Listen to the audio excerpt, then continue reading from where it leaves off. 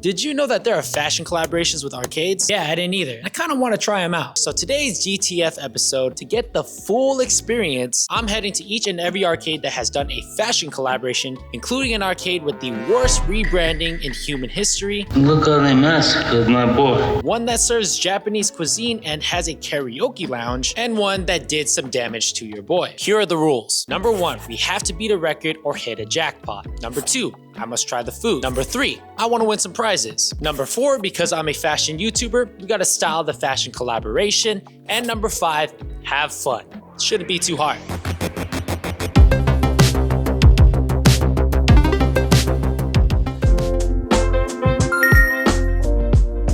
Our very first stop, Chuck E. Cheese. Founded by Nolan Bushnell, the same guy that established Atari, it was founded as a way to combine pizza and animatronics back in the late 70s. Yeah, I'm glad they stopped doing that. Now, fun facts, I've actually never been to a Chuck E. Cheese. Back where I grew up in Albuquerque, New Mexico, we had this thing called Peter Piper Pizza until it was torn down in 2006. Very sad. And also, for those of you guys that don't know, the mouse, his actual name is Charles, aka Chuck. I am not crazy. Entertainment Cheese. Now, I must say, he definitely did not have a glow up, but let's head inside. So as I walked in, I was greeted by this esteemed gentleman. He was probably thinking, what are some two grown-ass men showing up in a Chuck E. Cheese on a Tuesday? That's besides the point. We have a mission to accomplish. Let's see what Chuck E. Cheese has to offer.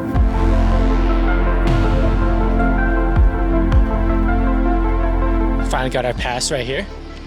And I'm not gonna lie, I always thought Chuck E. Cheese, I always thought it was kind of like mediocre, but this is kind of a vibe. You have a little trampoline corner, tons of seats, and surprisingly, we're filming on a Tuesday. There's a good amount of people here.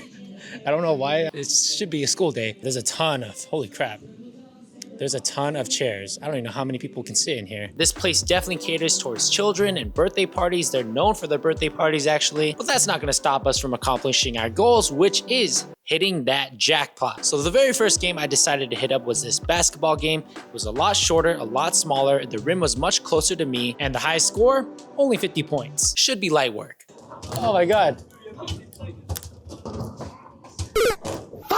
Yeah, so I absolutely got humbled playing this game. I just had to take a break, start playing other games. And of course, my cameraman Carlos decided to join in on the fun. So we tried a bunch of games, including this balancing game. This Nerf game was actually really cool. There was also this game that spit out actual water. Don't know how long the water was sitting there. So after all that fun, there's a game that I play at every single arcade because I can definitely hit the jackpot, and that is skee ball. And luckily for me, the jackpot is only 50,000 points with 9 balls. So I don't need to make every single one.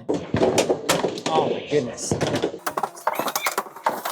Yeah, so I don't know what was going on here, but my instincts tell me that this game is rigged. And how do I know that? Well, your boy actually used to be a game technician at the laser tag building in Breaking Bad. There's gonna be a lot of those references in this video, all right? But I used to fix games, replace circuit boards, do some soldering, so I know how these games work. And let's just say this video could be titled Exposing Arcade Game Scams. So yeah, this skee ball, completely rigged. Those cutouts on the side of the games, you're supposed to use that as a backboard to bounce the balls into the 10,000 point slot. But the cabinet is actually cut at the exact spot where the ball is supposed to bounce and land right inside the hole. Therefore, 90% of the time, you're not gonna be able to get it in unless you roll it in perfectly. And the one piece of advice I can give you as a former game technician, focus on skill-based games. That's how you're gonna win the most tickets. So yeah, after spending an hour at Chuck E. Cheese already, no success. So I took my own advice and decided to hit up the very first game that humbled your boy. And just a quick reminder, each one of these arcades does have a special fashion collaboration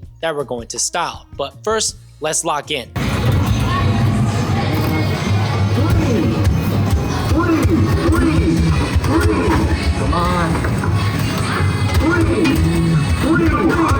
on, let's go. And after this, I was definitely on a roll. I got the jackpot on this game with the push your arm, and you have to push the right puck into your slot to hit the jackpot. Oh, let's do it. 30 tickets, let's go. That's another jackpot, bro. And of course, feeling wealthy and high off my wins, it was time to roll like a G. Yep, you know I gotta do it.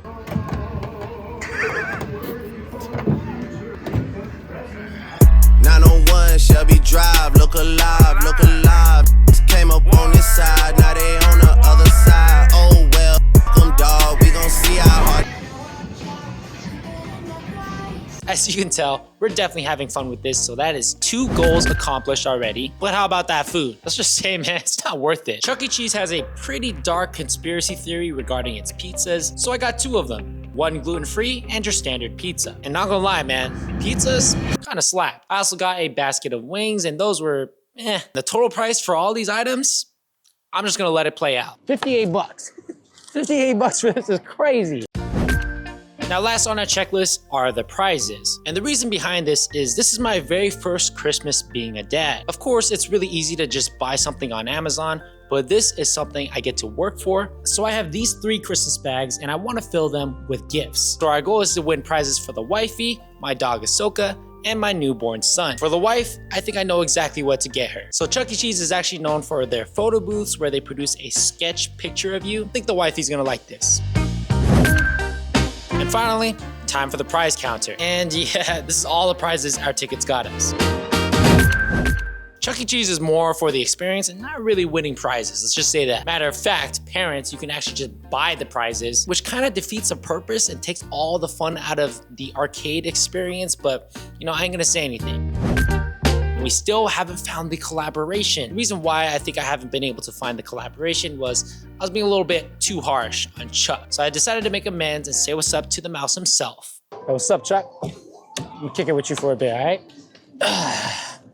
Hey, yo, this for me? Hey, yo, this is a sick piece, man. I appreciate it, bro. And it turns out Chuck, although creepy looking, truly has kindness in his heart. So yeah, shout out to Chuck for the piece. Let's break down this collaboration. This was between Chuck E. Cheese and Dumbgood. Dumbgood is a retailer that focuses on officially licensed gear, but not so much generic merch. It's actually well designed, has nicely cut pieces, and a variety of pieces as well. For this specific collaboration, they came out with a retro 2004 themed collection to make you feel like you were having a birthday party back in the early 2000s. This collection featured pieces like a sweat set, including a crew neck, sweatpants, sweat shorts. They also had a camp collar, a couple of hats, and not gonna lie, the bucket hat goes pretty hard. This piece is their tie-dye long sleeve with various graphics, and they're not just screen printed on. So these are vinyl graphics that have been heat transferred onto the fabric, giving it a waxy feel and difference in textures, which also allows these graphics to have a shimmer to it against the light. Now to me, Chuck was always a rad dude, in my eyes. He wears elbow pads, a backwards hat, or a helmet, some gloves.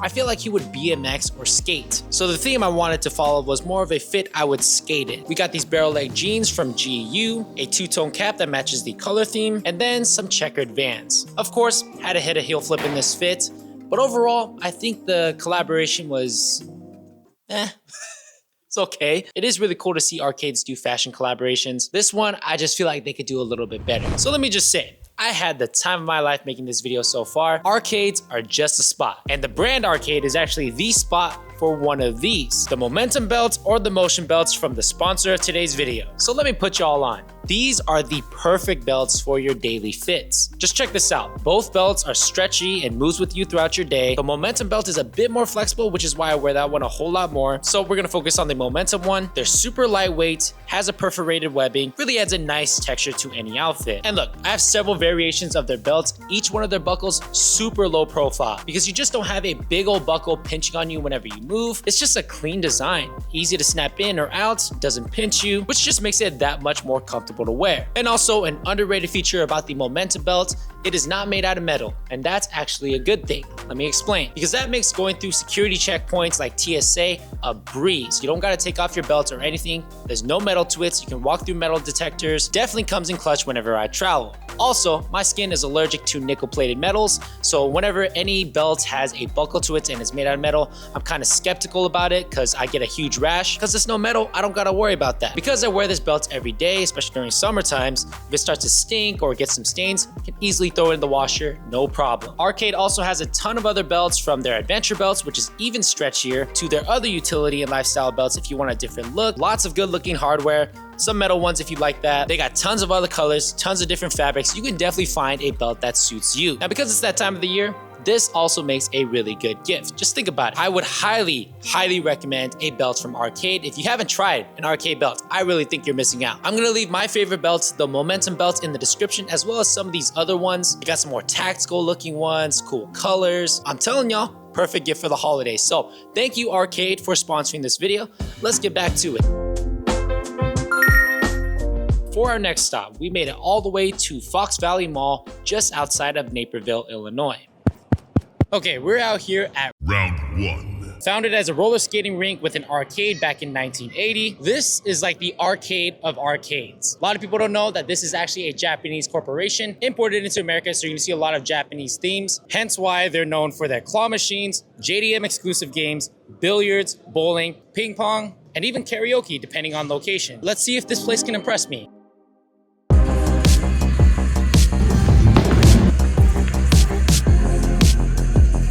All right, guys, as you can see, ton of games, super loud and way bigger. So we got these really large games over here, extra large everything. This is a ball dropper game. There's a smaller version, but this is a huge version. Another thing round 1 is known for, Japanese claw machines at every round 1. But these claw machines, they look cool. There's a lot of good prizes too, so I'm gonna win some prizes for the fam. And it just doesn't stop. There's so much more. So much more claw machines. This is a place you take your girl to. All right, fellas, we're on the second floor, or the bottom floor, I should say. This is where the billiards and the bowling alley is. So round 1 is known for having all of those things. So far it's empty. We're here on a Wednesday, but it's kind of a vibe. Got the UV lights, loud music, pretty solid. Now at this point, I really felt like this was the arcade of arcades, but there were definitely some flaws. You're gonna see later, as there was this note that was in the prize selection area. We'll get into that in a bit. But first, let's break a record or hit a jackpot. So of course, had to hit up the good old trusty skee ball. So I think this is one of the cheapest games as well. It's about 3.2 credits, so we can play a lot. Bro, I got none. Oh my God. Yeah, so this game absolutely got me fucked up. And I don't say that lightly. This skee ball was rigged to the ends of the earth. You know, I can see it the very first time I played. The ramp, super sloped up, meaning you have to throw it actually harder to get the right arch to go into the 10,000 slot. But they also dropped the roof on this so that it hits the roof and just backs down. I didn't hit a single 10,000 at all. Man, you got me messed. Okay, so back to my original advice, skill-based games. So what am I really good at? So those of you guys that don't know, rhythm games, my jam. I grew up playing games like Guitar Hero 3 and Piano Tiles on the phone. So I felt this Piano Tiles game calling me. Record is 64 keys. I think I can do it. I'm pretty good at this game.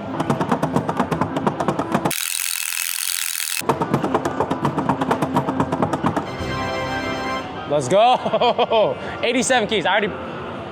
I'm the king of piano keys. I was pretty nice with it. Yeah, so I played this multiple times, killed it every single time, to the point where I was reading the top of the screen and it couldn't keep up with me because I was pressing it too quick. So on to some more games to beat some records. Of course, if any guy sees this game, there's just like this male urge to just want to punch it. So punch it, we did. Broke the record, first try, then we beat it again and again. Good stuff. At this point though, we've been screwed over by skee ball, and I was just focused solely on hitting jackpots. I really feel like we weren't having fun. We were just there for work. But then I saw a game that just took me back to my nerdy days. You ain't Asian if you haven't played DDR, let's just say that. I used to go to my local arcade every Friday, and we'd play this for hours. We were like big nerds. Let me show you guys how to do it. Now, competitively, you should use a bar, but if you play casually and you use a bar, I'm disappointed in you. Let's see if I still got it.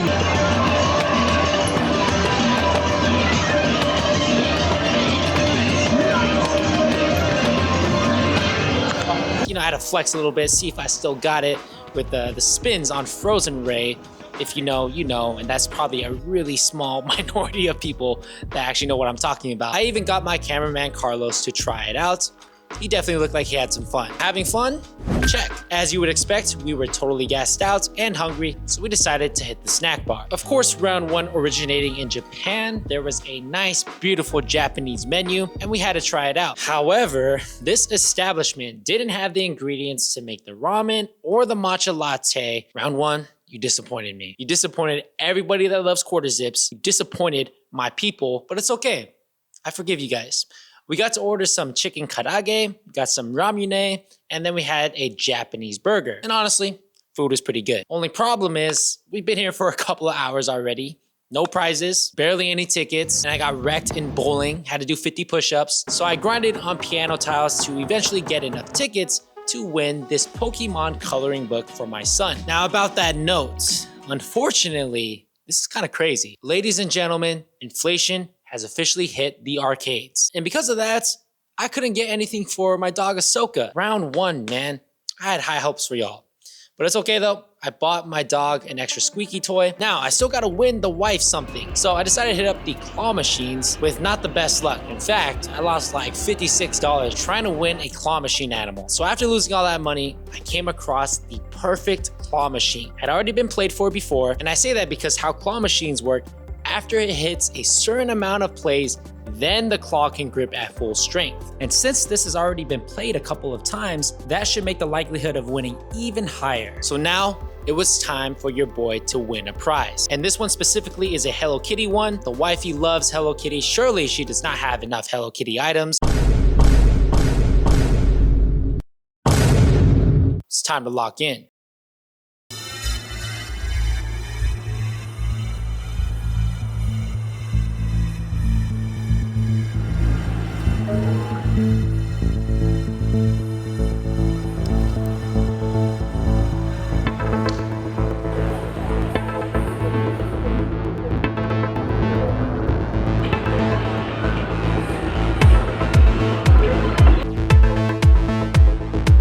Let's go.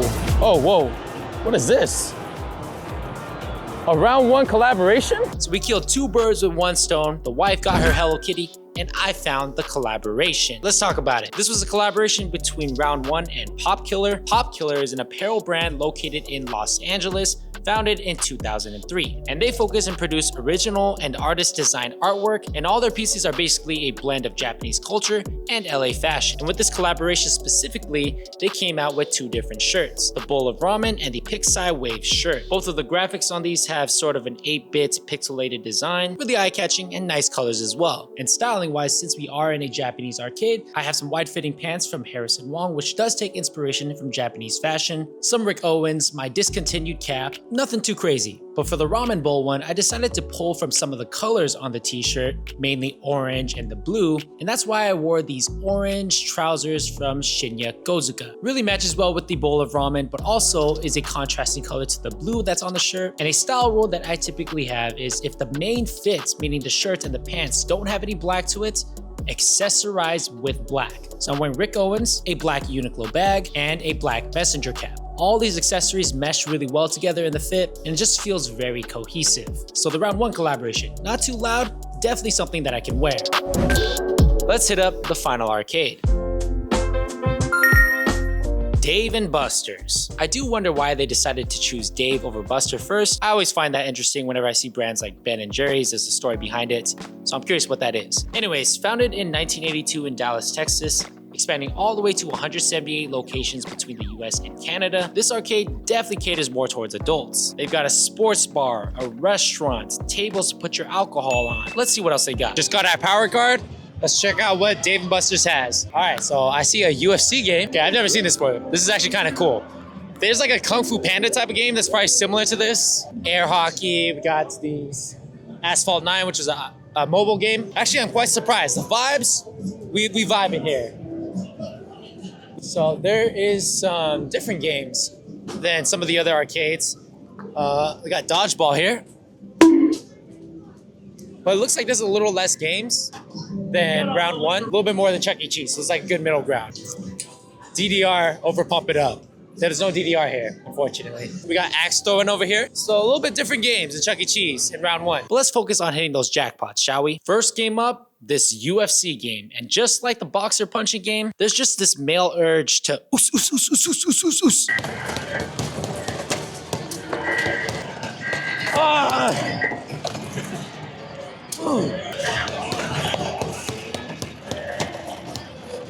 So as I kept playing, my score always remained low because you see that pad right there? It's not going off. The sensor is probably broken. Maybe an elbow will wake it up. Yeah, I really hurt myself when doing this, and my wrist still hurts as I'm filming this. And then as we're walking around, I came across another skee ball. And after the 2 previous arcades, I feel like it was time to redeem myself, to conquer skee ball once and for all. And I was not having any luck. I don't know, guys, I'm not really feeling it right now. But, no, I think what I need is a power-up.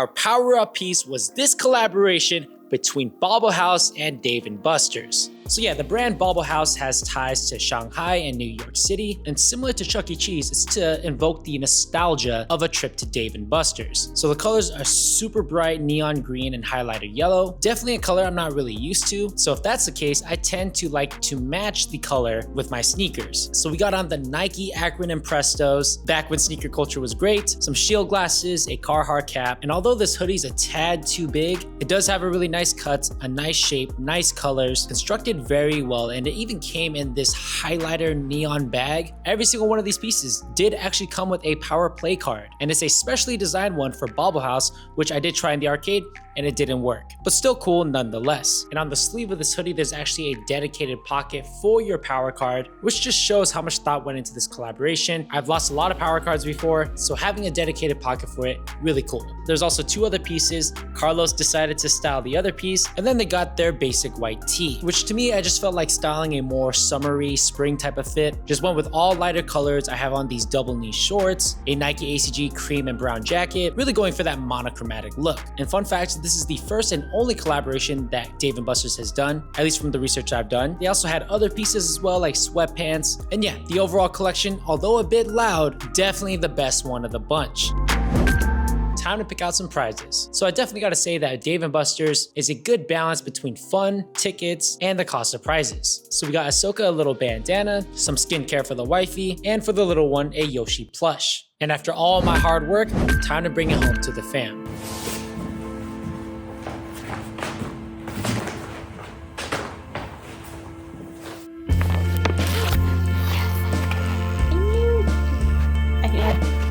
My collection. Ooh, what's this? Oh, hell yeah.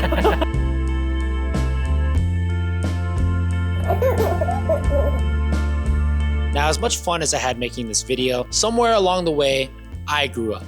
We grew up, and we tend to forget what it's like to be present. So making this video really reminded me of the kid that I was and the dad that I want to be, because I want the same thing for my son.